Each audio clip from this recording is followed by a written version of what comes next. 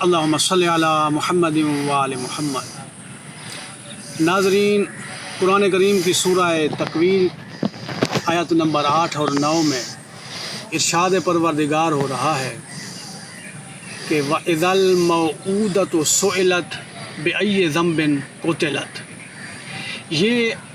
آیات اس چیز کو بتا رہی ہیں کہ زمانہ جاہلیت میں کہ جب کسی نو مولود کی ولادت کا وقت ہوتا تھا تو ان کے والدین جو ہے وہ ایک گڑھا کھودتے تھے زمین میں اور اس کے پاس بیٹھتے تھے، اور جب جوں ہی بچے کی ولادت ہوتی وہ دیکھتے کہ نو مولود جو ہے وہ بچہ پیدا ہوا ہے یا بچی پیدا ہوئی ہے۔ اگر بچی پیدا ہوتی تو اسے زندہ درگور کر دیتے تھے۔ تو اس چیز کو، اس پر قرآن کریم نے سوالیہ نشان لگایا، یعنی قیامت کے دن جو ہے وہ ان زندہ درگور بچیوں سے جب سوال کیا جائے گا، یعنی وَإِذَا الْمَوْءُودَةُ سُئِلَتْ بِأَيِّ ذَنبٍ قُتِلَتْ، جب زندہ درگور بچی سے سوال کیا جائے گا کہ اسے کس جرم میں قتل کیا گیا ہے، اس کو یعنی یہ بتایا جا رہا ہے۔ تو ہم یہ دیکھتے ہیں کہ درست ہے کہ یہ آیات اس زمانہ جاہلیت میں زندہ درگور کی گئی بچیوں کے بارے میں یعنی وہ سوال کیا جا رہا ہے، لیکن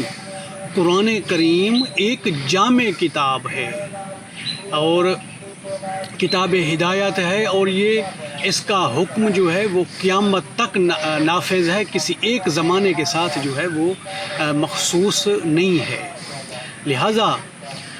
اس آیت کے پر ہم غور کریں تو چند مطالب اور چند نکات جو ہے وہ سامنے آتے ہیں کہ دیکھیں اس میں مظلوم کا دفاع کیا گیا ہے، کسی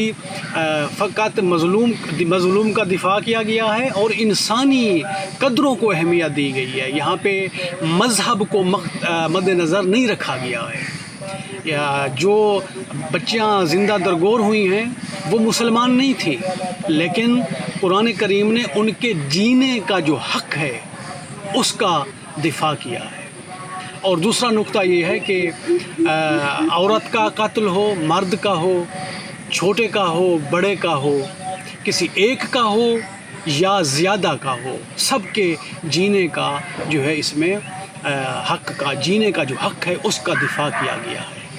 اور اس آیت میں بِأَيِّ ذَنبٍ قُتِلَتْ میں یعنی لوگوں کے ضمیروں کو جو ہے وہ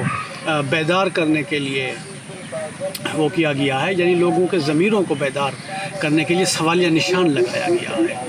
اور جو ایک یہاں پہ ایک اہم نقطہ ہے وہ یہ ہے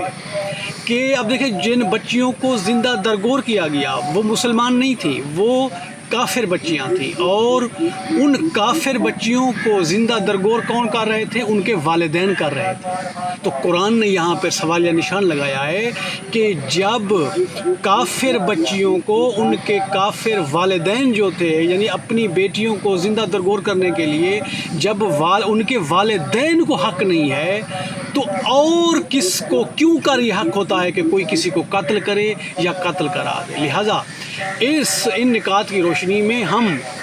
عزاداری سید الشہداء کی مجالس سے عزا ہوں یا جلوس عزا ہوں تو وہ بھی اسی یعنی مظلومین کے حق میں جو ہے وہ ایک احتجاج ہوتا ہے، اور ان مجالس میں اور جلوس عزا میں عزادار یہ سوال کرتے ہیں کہ جب جینے کا جو حق ہے اس کا دفاع قرآن مجید نے کافر بچیوں کا دفاع کیا گیا ہے، تو ہم یہ سوال کرتے ہیں کہ آپ یہ یزید اور یزیدیوں نے